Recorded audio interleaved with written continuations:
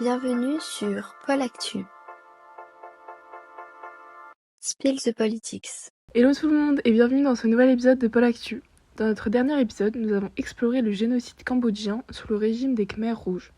Aujourd'hui, nous poursuivons cette série sur les génocides du XXe siècle avec un autre drame d'ampleur, le génocide des Tutsis au Rwanda. Nous sommes trois, Salma, Olivia et Mona. Et aujourd'hui, nous allons tenter de répondre à cette question.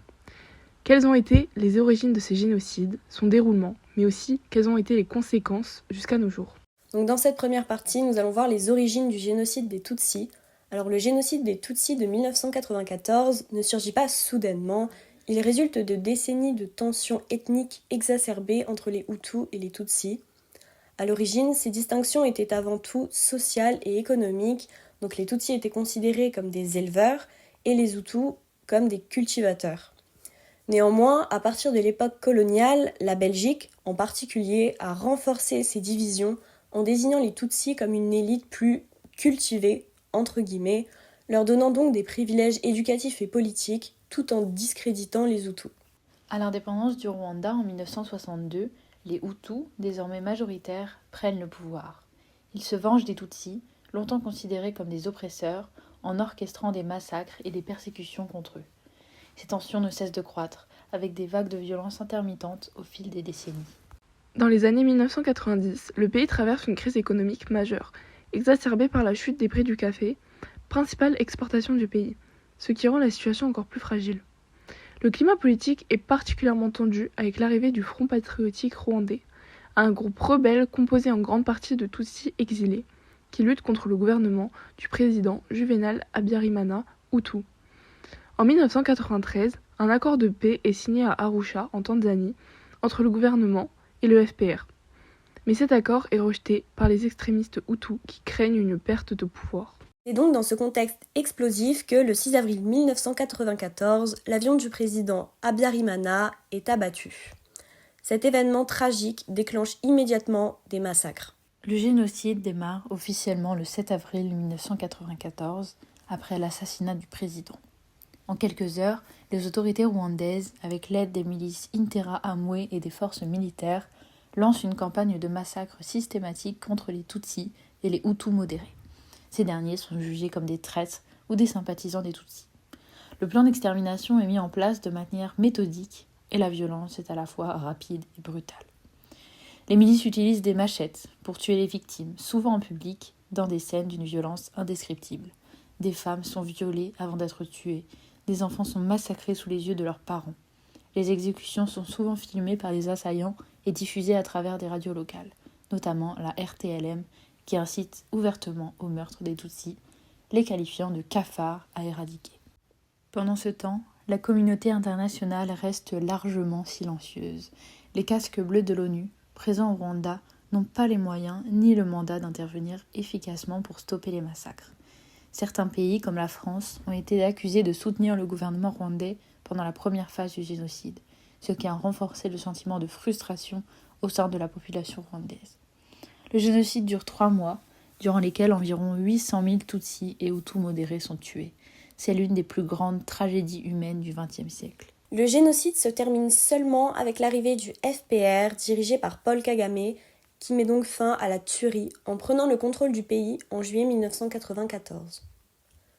Toutefois, la guerre civile et les massacres n'ont pas disparu avec la chute du gouvernement génocidaire.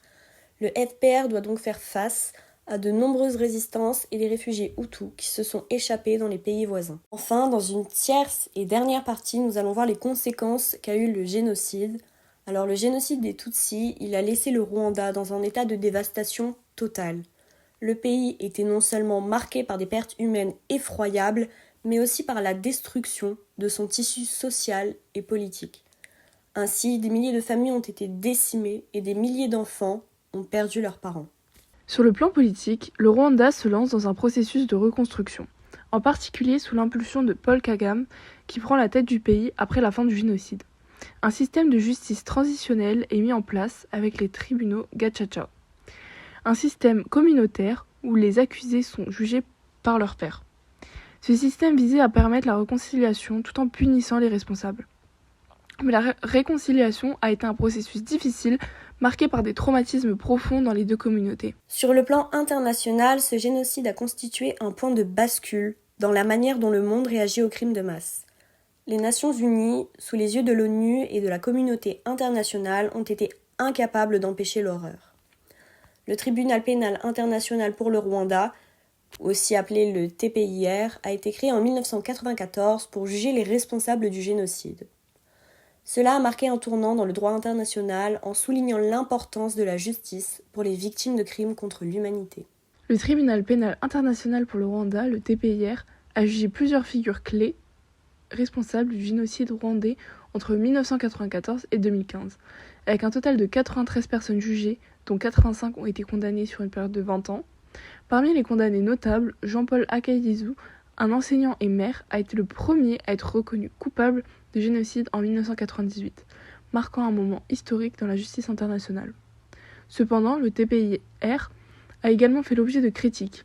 D'une part, les responsables du Front patriotique rwandais n'ont pas été traduits en justice pour les représailles contre les Hutus, en raison de l'opposition du gouvernement rwandais. D'autre part, de nombreux rescapés estiment que leur voix et leur expérience n'ont pas été suffisamment prises en compte dans le processus judiciaire. Enfin, le génocide a eu un impact régional. Le Rwanda est donc devenu un acteur majeur dans la région des Grands Lacs, mais les tensions demeurent, notamment avec les pays voisins comme le Congo. L'instabilité politique dans ces pays a été en partie alimentée par le flux de réfugiés et les groupes armés qui ont fui le Rwanda après 1994. Aujourd'hui, malgré les progrès réalisés, le Rwanda continue de vivre avec les cicatrices laissées par cette tragédie. La mémoire du génocide reste vivante, avec des cérémonies commémoratives chaque année et des musées comme celui du Centre du Mémorial du Génocide de Kigali. C'est donc ainsi que s'achève cet épisode de Pôle Actu. On espère évidemment que ce retour sur le génocide des Tutsis vous a permis de mieux comprendre son origine, son déroulement et ses conséquences.